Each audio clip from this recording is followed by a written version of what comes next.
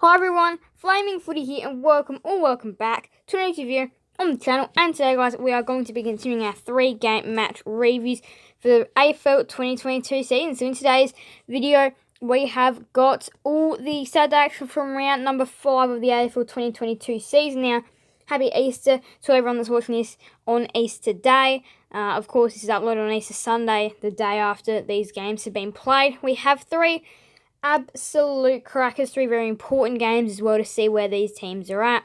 And I'll tell you, after today, you always learn a lot after watching a game of footy. And I will tell you, we did learn a lot in yesterday's action of the footy. So, in today's video, we're going to be reviewing St Kilda Gold Coast, followed by Adelaide Richmond, and then Melbourne GWS. So let's go ahead, hop right into things. St Kilda Gold Coast, Marvel Stadium.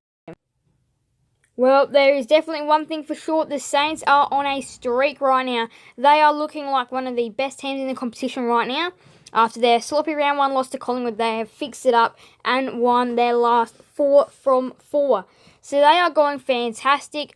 I feel like they are in contention for the 8. In fact, they could go higher than the 8 this year. I feel like if they keep playing the way they really are, they could be striking, like really knocking on that door of top 6, which would be quite a hard area to get into, you'd be thinking. So, the Saints, I feel like they could be able to lock in a home elimination final if they keep going the way they are. Maybe not top 4, but again, they could really shock everyone against the top 4 as well. Now, this is just early speculation. The Saints, of course, you don't know what you're going to get sometimes from this team, but 13-9-87 defeats 9-7-61. They get a pretty comfortable 26-point win against Gold Coast Suns, and their team is looking really good. You've got Higgins, King up forward, having really good games. Gresham is going all round now. You see Hill, he's getting the job done, and fantastic plays. Hayes from the Saints that has had a pretty decent year as well. And for the Suns, Miller, again, he does it week in, week out. You can see here, the Saints had pretty much lead for most of the contest, really. The Suns, they had a little bit of the lead, but again, they just gave it away. And they were in the game for a long time. It was just that final turn where the Saints just had that 20-point lead to break the game open to get the winner. Higgins, he kicks the 5 goals as well. He was fantastic. Miller, the 32 disposals. He was amazing. 112 fantasy for Steele. He does it week in, week out. You know what you're going to get from Jack Steele every week. Brad Crouch, 7 tackles. Malcolm Rosas, 7 tackles as well. So, some players getting in there. But again, Jack Steele, we got the 27 touches. Rowan Marshall, 108 fantasy. 100 for Brad Crouch. 99 for Gresham, Miller, and Anderson. So, all getting in there. If we have a look at the goals behind, 3 more for King, 2 for Gresham, 2 for Corbett, Ainsworth, and then 1 for the following member, Casbolt, Rankin, Ross, Hayes. So, yes, it is Hayes. Ellis, Troll, Holman. So, that is how that one went. Disposals, if we have a look at that. 27 for Ross, 27 for Steele, 27 for Crouch, 27 for Sinclair, 25 for Gresham, and 25 for Anderson. So they're definitely getting in there. Marks, 10 for Fiorini, 9 for Markov, Collins, and Power. Tackles, let's see. 7 for Crouch and Rosas, 6 for Steele, Marshall, and Holman. Have a look at the hitouts. 31 for Witts, he's a really good ruckman as well. 22 for Marshall, 5 for Hayes, 4 for Troll, 2 for Casbolt. So that is how that one went. But the Saints, they are a really good force at the moment. And I feel like they keep playing this, and finals football should definitely be on their radar. In fact, keep playing like this. Finals football minimum, home elimination final minimum probably. They really keep playing like this and really play well. There is endless opportunities. Clearances were dominated by the Saints, so they are getting first use out of the middle, and that is really important as well. Going inside forward 50, that's really important. If we see the inside 50s that these teams had, it was actually more in favour of Gold Coast. But again, efficiency inside 50 is key. Are you making the most of your shots? Are you getting marks and all that? But the Saints, really strong on them now, and I feel like they're going to be a really good team if they keep this up. Suns, they were a little bit underperforming in this game, but they've shown signs this year they can be good, but again have their games where they're not as good. But anyway, let's just go ahead and hop right into the Adelaide Richmond game, the Adelaide Oval. Now, Adelaide versus Richmond at the Adelaide Oval. Adelaide get their second win of the year, 15-11, 101, 12-10, 82. So Adelaide, in 4 of their 5 games this year, have been able to score high and attack the scoreboard. Round number 1, they got 82. Round number 3, they got 96. Round number 4, they got 99, and round number 5, they get 101. The only round was against Collingwood where they scored, I think it was 56, which was disappointing, or 58, I think it was. But this round, they have shown the Tigers that they are a class above. Now, this game would have totally been different if it was at the MCG, and the Adelaide Crows, they are better at their home ground, which is the Adelaide Oval. Now, they did dominate for the fair lot of this contest. It's one of the best times for footy as well, is 4:05 or 4:35 Victorian time. It is a fantastic time of footy. You get to see day, you get to see twilight, and that night stage kick in as well, the lights on as well. But you can see the Tigers, they dominated that first quarter. The Crows very lucky to get that lead right on quarter time. And then the second quarter was just dominated by Adelaide. They banged on 5 goals to Richmond's 3. Third term, Richmond looked to attack the lead. They took the lead back at a stage, and then the Crows just grew it out again, back to around 15 points, and then went on to win the game in a very nice fashion. Rochelle popped up late to kick a few goals. Adelaide, they did kick 5 behinds in the final term to convert that, and you really could have won by close to 30 points. But again, it's not really a big issue. Not like it costed them the game or anything like that. And again, if inaccuracy doesn't cost you the game, it will probably come back to bite you eventually, like it did the Western Bulldogs. But again, it depends how inaccurate it is. Like, Bulldogs getting 19 behind is a little bit ridiculous. Only 11 is not too bad. But yeah, it was a very good game for the Adelaide Crows. For Richmond, Tarrant just... Yeah, I don't know about Tarrant. He wasn't the best in this contest. Ben Keys, 31 disposals, 5 goals for Walker. He's fantastic. He's on goal number 498. Ben Keys, 114 fantasy. Ben Keys, 6 tackles, and 6 tackles for Jack Graham. Ben Keys won the best in the game, though, as well. I feel like how he got there is how he got to the Crows as well is such a good story as well. And he's really revived his career at the Adelaide Crows. So 34 hit-outs for Nane Curvis, 24 for Riley O'Brien, 7 for Bolter, 4 for Walker, and 1 for Himmelberg. Have a look at the AFL Fantasy. Ben Keys, 114. The only player to score over 199 for Dawson and Walker, and then 95 for Laird. Have a look at the goals behind. 5 goals for Walker, 4 for Himmelberg. So he's really been good as Himmelberg lately. 2 goals for Rochelle. Rochelle has been fantastic. And then also 2 goals for Revolt. Lynch McAdam, he was good as well. And then Castagna and Baker getting the 2 goals as well. Have a look at the disposals now.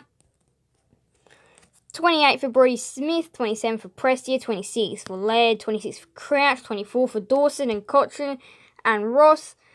So plenty of players getting their hands on the footy marks. 9 for Frampton and Vloston, and tackles 6 for Keys and Graham, 5 for Dawson and Rioli. So let's go have a look at some stats. Disposals and kicks were relatively even. The Tigers did go inside 50 more, but again, it's making the most of your chances inside 450. You can be in as many times as you like, and you can still get a score of just like 70 or something like that, even though you can go inside 50 many times. It's about the efficiency, and you can see the efficiency. Crows, half the time they went inside 450, they were getting a shot, and then for the Tigers, that was under half. So yeah, but it just pays to do that. Now, yes, free kicks were dominated in Adelaide's favour, 33-13. And I do feel like the umpires perhaps were playing a little bit softer and a little bit rough at some stages as well. Clearances were in favour of the Tigers, except for stoppage clearances. Marks, inside 50, marks, contested marks, relatively even as well. But time in front, the Crows, they were in front for way longer. But it doesn't matter if you're not in front for long, you can still definitely win the game. But there's just some stats, and we are actually starting to run out of time slowly but steadily. So we'll go ahead and go on to the Demons versus the Giants. But what a game, what a win it was for the Adelaide Crows. And for the Tigers, that when they return to the MCG, they are the best team at the MCG. They are really hard to beat there. So now I'm not really going to spend too long going over this game because it is the same old Demons that we do know. Demons 19,620. Demons compared to the Giants 7,1153. So the Giants have had a really big problem with scoring lately. They just haven't been able to hit the scoreboard, haven't been able to score high. Scored 54 last week versus the Dockers, 53 this week versus the Demons. It's just been a problem for them lately now. They're 1-4. They're 1-4. They're not going well. The Demons, they had a quarter 3 flurry. If you have a look at the worm, boom, there you have it. There is your quarter 3 flurry. Their third term flurry was amazing, and that is when they just build it out. It's out the middle where it all starts. Gorn hits it down. Petrarca over to Oliver, flicks it over. There's your goal from 50. And it just is too easy sometimes for the Demons. They are the best team in the competition by a long way right now. And I may say teams like Saints are doing well, but when you compare it to the Demons, they are the hardest team to beat. They're going through a really good stage right now, the Melbourne Demons. Tom Green, 34 touches. He's a shining light for the Giants when there isn't really one. 34 for Ward as well. 4 goals for Fritsch, 132 fantasy for Gorn, and 8 tackles for Canelio. Is Max Gorn, the big man, racks up the fantasy and all that as well. Tackles 8 for Canelio, 6 for Oliver, 6 for Gorn, 6 for Perryman. So, yeah, the Demons, they were just a better team. 27 hit-outs for Flynn, 25 for Gorn, 7 for Keith, 6 for Jackson, 3 for McDonald. There is, Gorn-Jackson combo is just fantastic. It's going to be one of the best in the league as well. An older ruckman and a younger ruckman.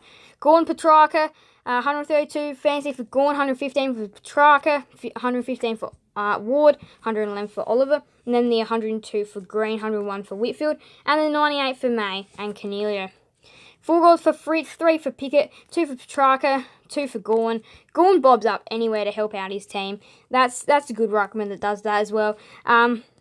Bobby Hill, 2 goals, and then the rest just the 1. Now there we have a look at marks. 11 for Harms, so really getting the marks.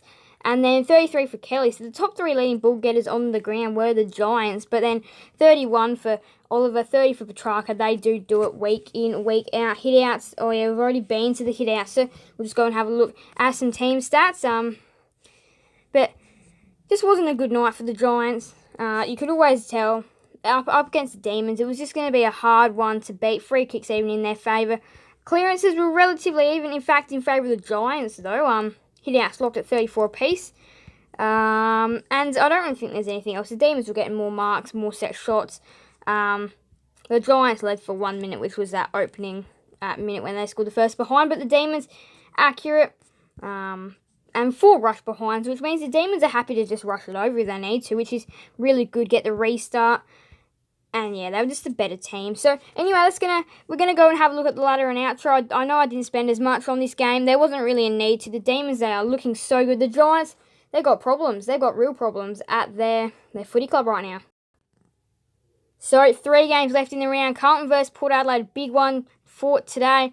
Carlton will be without Cripps by the looks of things, and Alira returns for the Power. That's big in, massive in. Essendon versus Fremantle, though, today. I feel like if you want to keep an eye on any game, this is the one to do so. I reckon this game really does set up what it means. I feel like this game has a big setup, a big importance into the race for finals. The winner of this game is really important. The winner of this game, I feel, has real good rights over the other team. If Essendon win it, they have revived their season. If the Dockers win it, they show their class and really put a stamp on finals. Hawthorn versus Geelong tomorrow, their traditional Easter Monday clash. That's important as well, seeing where the Hawks are still at and how the Cats are cruising or how they are going. Now look to round 6. Giants Saints, really important in round number 6. And then Port Adelaide West Coast. That's a massive game for both these two teams to see how the Power are really going. Freo Carlton, that's going to be an epic game in the West. And then the Anzac Day games, Richmond, Melbourne, Hawthorn, Sydney, and Essendon, Collingwood. Now we're going to go and have a look at the ladder. And Melbourne, the only team in the 5-0 club, Power, will they go 0-5? If they do, that could be top 4, really dented chance. The Giants, where do they go from here? What about the Bombers? There's many big question marks over the season, and that's what these next few rounds are going to find out. If you look closely around 5, 6, 7, you'll really get your answers. So, yeah, there's some big, massive matchups coming up. Thank you guys all so much for watching. Make sure to leave a like and subscribe. Hit that notification bell so then you guys will never miss another video on the channel. Thank you guys all so much for watching. This is everyone. Flaming Footy out.